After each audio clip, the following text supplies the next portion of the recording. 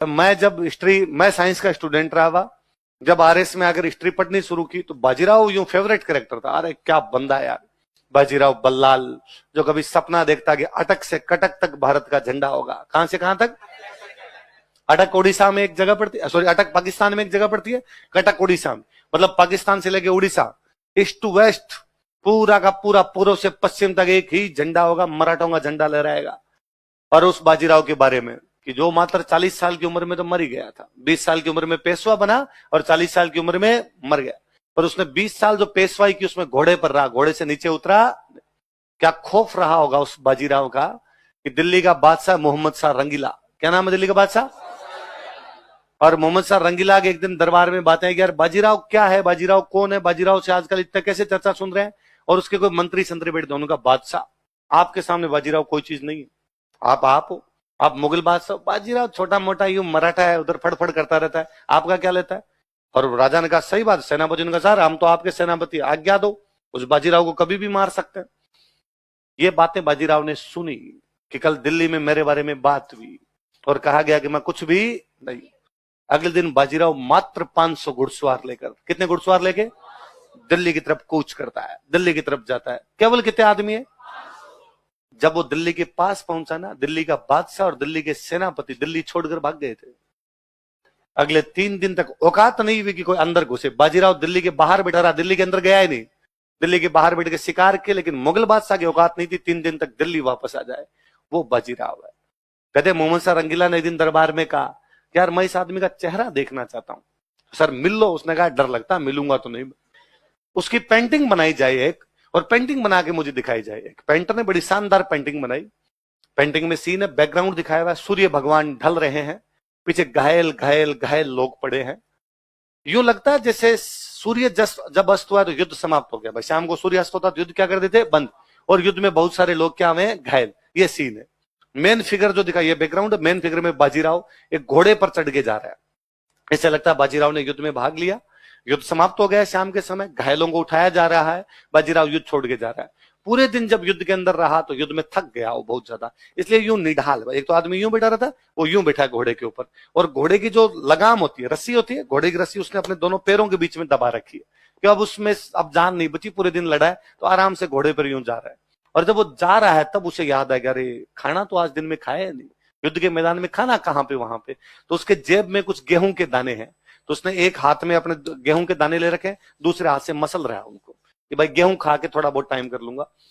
Painter ये बताना चाहता है कि बाजीराव को खाना खाने का भी अवसर नहीं था, उसके खाना खाने की भी दिमाग में आती नहीं थी, उसके दिमाग में केवल युद्ध युद्ध और युद्ध चला करते थे।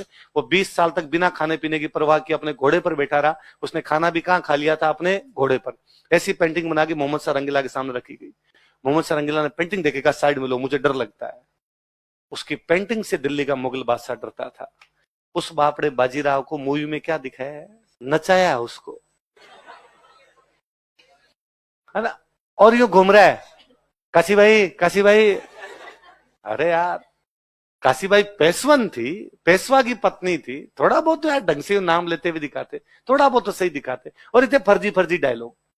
वो हैदराबाद के निजाम को गिरफ्तार करता है, हैदराबाद के राजा को बोला करते निजाम, क्या बोलते, और हैदराबाद का निजाम उसको संधि के लिए बुलाता है। एक सीन है इसमें देखना, हैदराबाद का निजाम बैठा, दोनों साइड में शेर बांध रखे हैं उसने, और नीचे बाजीराव सामने आगे बैठा है, और निजाम कहता कि बाजीराव तुम गिरफ्तार हो अब। और बाजीराव कहता निजाम ध्यान दो, तुम्हारे आसपास में जितने लोग खड़े हैं सारे मेरे हैं, गिरफ्तार तुम हो, गिरफ्तार मैं नहीं हूं। फिर हैदराबाद का निजाम संधि करता है, संधि करता है तो दोनों बातचीत करते हैं। इतने वाहियात डायलॉग है कि बाजीराव वहां बैठ के कहता है राजाओं में एक ही राजा, उसे कहते हैं निजाम, फलों में एक फल, उसे कहते हैं आम। मतलब दो राजा आपस में बात करते हैं, जैसे बात करते हैं, फलों में फल आम होता है, राजाओं में राजा निजाम होता है। यदि दो राजा ऐसे बात करते हैं फिर तो भाई साहब वो शायरियां भी बुलवाई दो, शीशी भरी गुलाब की पत्थर से तोड़ दो, तेरे खत का जवाब नहीं आया तो खाना पीना, खून से खत लिखता हूं शाही मत समझना, तेरे प्यार में मर रहा हूं जिंदा मत समझना। ये वाली भी लिखवाई देते बाद में, थर्ड ग्रेड शायरी आप करवानी थी। कपड़े धोती हूं कूट कूट के तेरी याद में रोती हूं।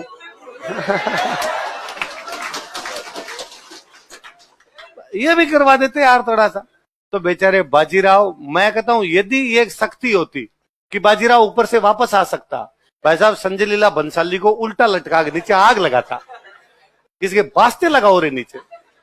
उस मूवी में रणवीर सिंह और दीपिका पादुकोण ने इतनी वाहियात एक्टिंग की है जिसकी हद नहीं। उस मूवी में एक्टिंग के चरम पे प्रियंका चोपड़ा।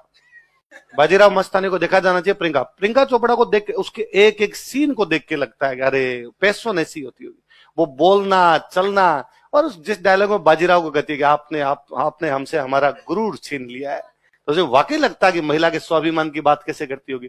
तो उस मूवी का नाम होना चाहिए काशीबाई, कि प्रियंका चोपड़ा की एक्टिंग है। इन दोनों मोटियार लुगाई ने उसमें जो वाहियात एक्टिंग। रणवीर सिंह अच्छा एक्टर है, पर एक तो क्या उसके अंदर से रामलीला नहीं बाहर निकल रही। इनके एक मूवी थी ना रामलीला, तो उसकी रामलीला की एक्टिंग देख लो, फिर सारी फिल्मों की एक्टिंग देख लो, सेम है। वरना उसकी अच्छी अच्छी मूवी देखनी हो, उसकी एक बहुत अच्छी में लुटेरा, सोनाक्षी सिन्हा की, और उसकी एक मूवी है लुटेरा, उसमें उसकी बहुत अच्छी एक्टिंग है ना। ये बीच में एक कौन सी मूवी आई थी, दिल धड़कने दो या दिले मुश्किल, दोनों में से किस में था वो, एक मूवी में किसी में था, है ना। उसमें एक रणबीर सिंह एक रणबीर कपूर की, मैं बोल रहा हूं कौन सी किसकी है, पर उन दोनों में किसी में उसकी अच्छी एक्टिंग थी। गली बॉय में फिर भी उसकी ठीक है ना। बाकी में तो वो सेम एक्टिंग करता है, जैसे रामलीला में कर रहा था वैसे जल्दी जल्दी बोलना, वैसे वो जल्दी जल्दी चलना। जब सेम ही एक्टिंग करनी है भाई साहब, तो एक्टर किस बात की। एक्टर का तो मतलब होता है जैसा कैरेक्टर वैसा एक्टर। एक्टर वो होता है कि जब आपने कैरेक्टर देखा उस समय आपको कैरेक्टर दिखाई दिया, एक्टर दिखाई। आप देखो कभी पान सिंह तोमर, किसने पान सिंह तोमर नहीं देखी। अरे भगवान, तुमने पान सिंह तोमर नहीं देखी, लिखो कॉपी में ऊपर ही ऊपर लिखो, आज घर पे जाते देखनी है पान सिंह तोमर। अरे अरे अपने जयपुर के एक्टर की ओर है इरफान खान। इरफान खान अपने जयपुर के थे, राजस्थान कॉलेज से पढ़े हुए। पान सिंह तोमर, अरे यार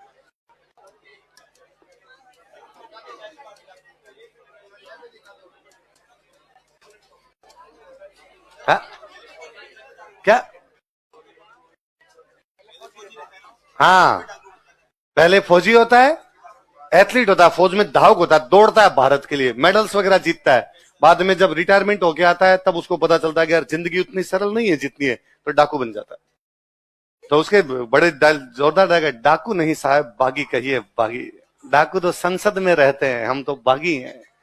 तो यार पान सिंह तोमर तो देखोगे आप, पान सिंह तोमर जब देखते हो एक सेकंड आपको नहीं लगता कि वो इरफान खान है, आपको लगता है पान सिंह तोमर ऐसा ही होगा। हमने पान सिंह तोमर को नहीं देखा ना, हमें उसकी शक्ल पता है ना कैसे चलता था, पर इरफान खान को देखते हैं लगता है पान सिंह तोमर ऐसे।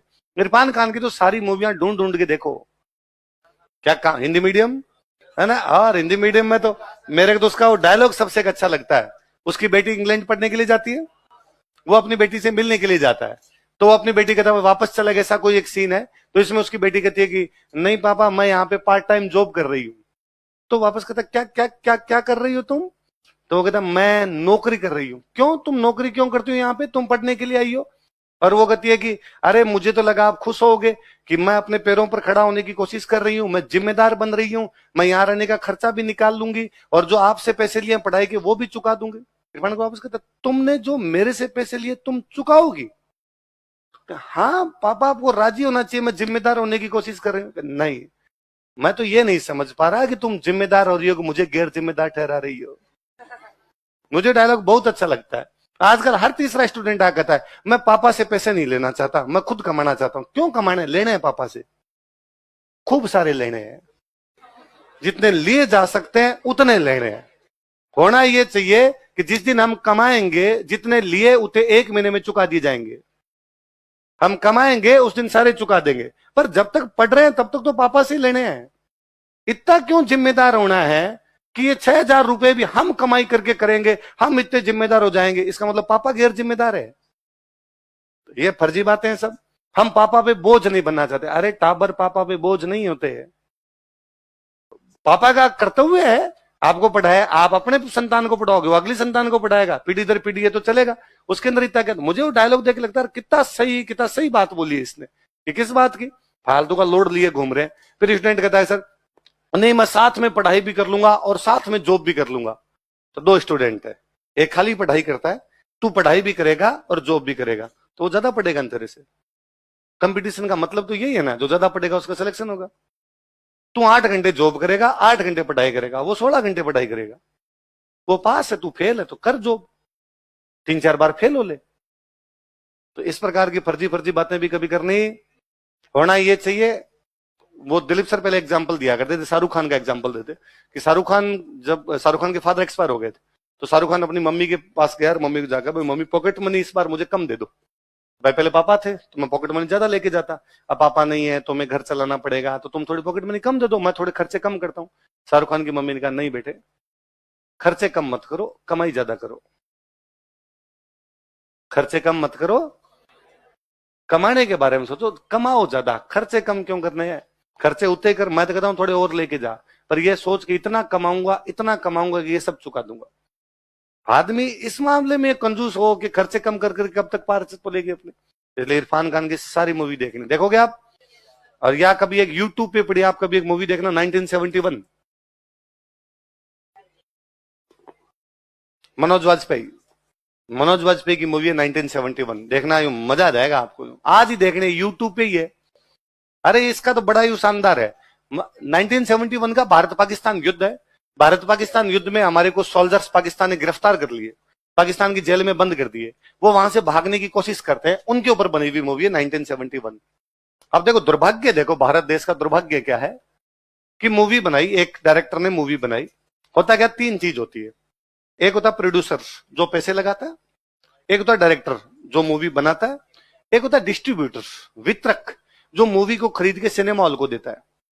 तो 3-4 लेयर होती है। मैं प्रोड्यूसर हूं, मैंने पैसे लगाए, आप डायरेक्टर है, आपने बताया भाई कैसे कैसे मूवी बनेगी। एक डिस्ट्रीब्यूटर है जिसने मूवी खरीदी, फिर उसने सिनेमा हॉल वालों को बेच दी, तो सिनेमा हॉल वालों से पैसे वितरक के पास, डायरेक्टर प्रोड्यूसर, यूं चलता है, पूरा चलता है उनका।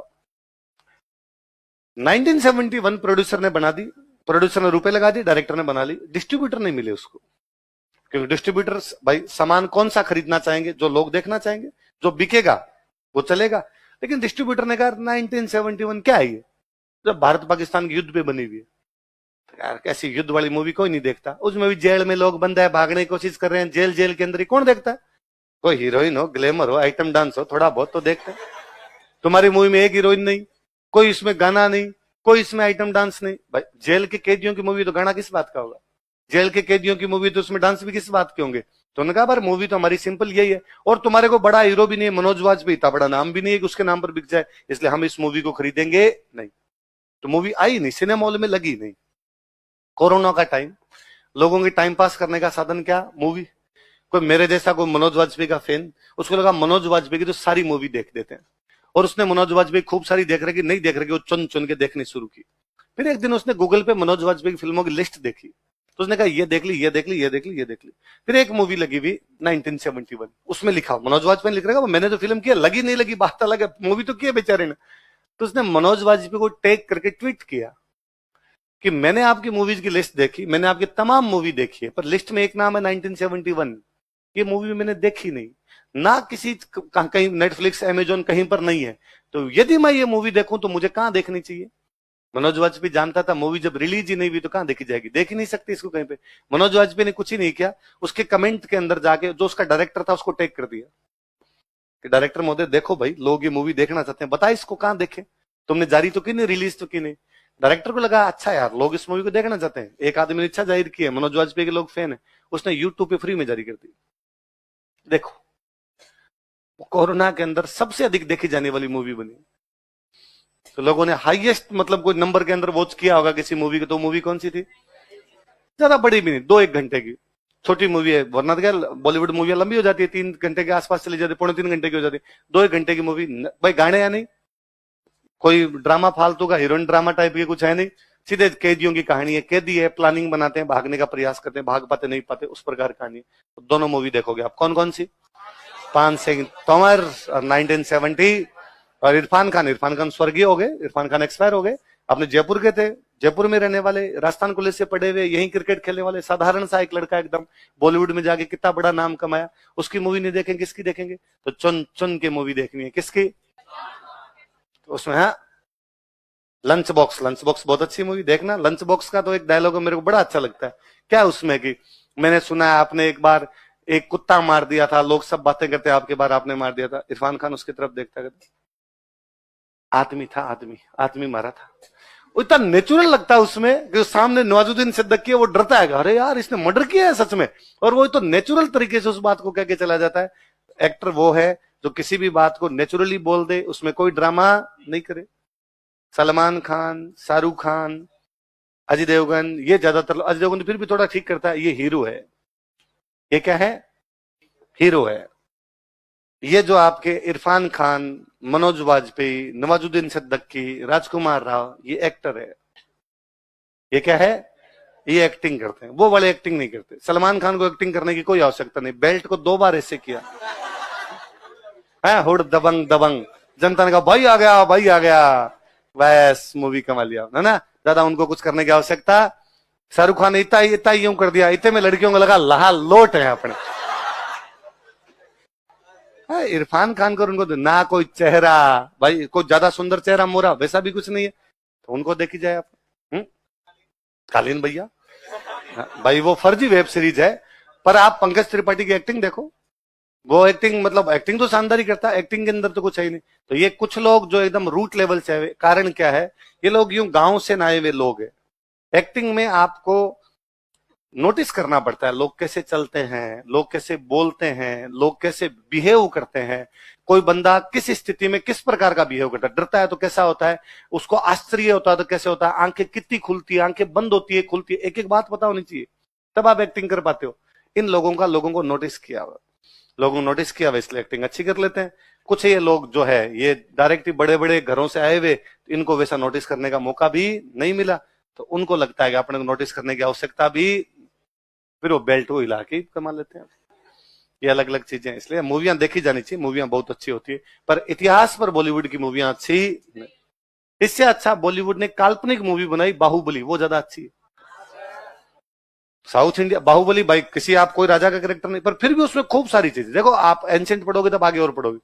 बाहुबली में एक सीन है जिसमें भल्लाल देव जब लड़ता है ना, तो उसके रथ के आगे एक मुसड़ लगाया हुआ है, यूं लोगों को मारता हुआ चलता है ना।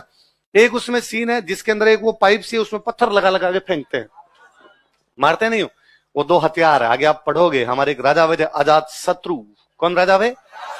अजात शत्रु के पास 2 हथियार थे, रथ मुसल और महाशिला कंटक। कौन कौन से हथियार है? रथ मुसल और महाशिला। रथ के आगे मुसल लगा दिया, नाम क्या हो गया? रथ मुसल। महाशिला, शिला का मतलब पत्थर, महा मतलब बड़े बड़े पत्थरों को फेंकने वाला, महाशिला कंटक। तो उसमें थोड़ी थोड़ी हिस्टोरिकल बातें हैं, पर फिर भी किसी राजा को एग्जैक्टली आप नहीं कह सकते उस राजा पर है, उस राजा पर नहीं, पर फिर भी उन्होंने बहुत अच्छी बनाने की कोशिश की। साउथ इंडिया वाले सच में अच्छी बना लेते है ना। अपने बॉलीवुड वालों को तो इतना कचरा बनाना होता है, इतना हाउसफुल टाइप की मूवी बनाते हैं, ओम शांति ओम है, झेली नहीं जाए भाई साहब। इसलिए बॉलीवुड पूरा बट्टा बैठ गया। इसलिए पिछले कुछ सालों के अंदर अपने को, आपको मैं पिछले 5-6 सालों की पूछूंगी अच्छी मूवियां कौन सी, अपने को सारी साउथ वाली नजर आती है। फर्जी मूवी है, कुछ ही नहीं है, पर फिर भी अच्छी बनाई उन्होंने भाई। क्या पर एक्टिंग कितना नेचुरली, कि भाई लुंगी बांधावान इधर उधर चलता है। अपने वालों से इमेजिन ही नहीं कर सकते कि इस प्रकार यूं चलते होंगे। अपने वालों को सूट बूट में दिखाना, एकदम गोरा चिट्टा दिखाना, मतलब आप बॉलीवुड के ज्यादातर हीरो जो दिखाओगे सारे गोरे चिट्टे हैं, वो नहीं होंगे तो भी मूवी के अंदर दिखाएंगे। तो हमने वो बना ही दिया कि सारे शहरी है, कोई उस प्रकार का, जबकि बंदा नेचुरल होता है यार। बंदा हर टाइम कोट पैंट के अंदर थोड़ी रहता है, हर टाइम बनावटी तरीके से थोड़ी बोलता है। नॉर्मल आदमी नॉर्मल तरीके से बिहेव करता है, तो आप उसको भी तो नॉर्मल तरीके से दिखाओ। उसमें पुष्पा दिखाया नॉर्मल, बीड़ी पिया वार, एक आदमी लुंगी का लांग ली हुई इधर है। आम आदमी ऐसा ही होता है, जैसा है वैसा वैसा दिखा दिया उसके अंदर। तो साउथ वाले ज्यादा उसके नजदीक जाते हैं, हालांकि वो भी एग्जेजरेट खूब करते हैं चीजों को, एक मारा इतने पेड़ सारे के सारे गिर गए, पर फिर भी अपने को अच्छा लगता है यार, थोड़ा तो डंका दिखाया। अपने वाले तो वैसा भी कुछ नहीं कर पाते। तो अपने वाली मूवी से आजकल साउथ वाले ज्यादा अच्छा बनाने लगे, इसलिए आजकल बॉलीवुड हर मूवी में साउथ वालों को लेने लग गया। किनको पता है कि अपने को तो कोई देखता नहीं, इनको रामचरण तेजान, अल्लू अर्जुन है ना, वो समंथा, ऊ अंट मामा इनको लिया जाए, जिनको लोग देख सकते हैं। आई बात समझ में?